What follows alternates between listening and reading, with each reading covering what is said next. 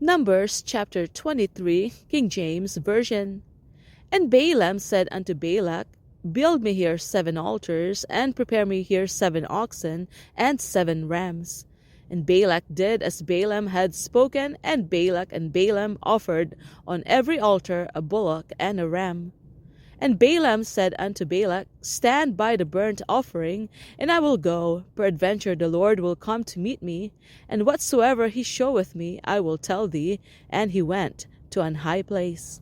And God met Balaam, and he said unto him, I have prepared 7 stars, and I have offered upon every altar a bullock and a ram.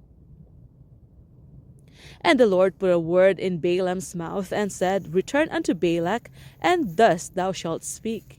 And he returned unto him, and lo, he stood by his burnt sacrifice, he and all the princes of Moab. And he took up his parable, and said, Balak the king of Moab hath brought me from Aram out of the mountains of the east, saying, Come, curse me, Jacob, and come, defy Israel. How shall I curse whom God hath not cursed? Or how shall I defy whom the Lord hath not defied? For from the top of the rocks I see him, and from the hills I behold him. Lo, the people shall dwell alone, and shall not be reckoned among the nations. Who can count the dust of Jacob, and the number of the 4th part of Israel? Let me die the death of the righteous, and let my last end be like his. And Balak said unto Balaam, What hast thou done unto me? I took thee to curse mine enemies, and behold, thou hast blessed them altogether. And he answered and said, Must I not take heed to speak that which the Lord hath put in my mouth? And Balak said unto him, Come, I pray thee, with me unto another place, from whence thou mayest see them. Thou shalt see but the utmost part of them, and shalt not see them all, and curse me them from thence. And he brought him into the field of Zophim, to the top of Pisgah. Sorry, let me read this again. Verse 14. And he brought him into the field of Zophim, to the top of Pisgah, and built 7 altars, and offered a bullock and a ram on every altar. And he said unto Balak, Stand here by the burnt offering, while I meet the Lord yonder.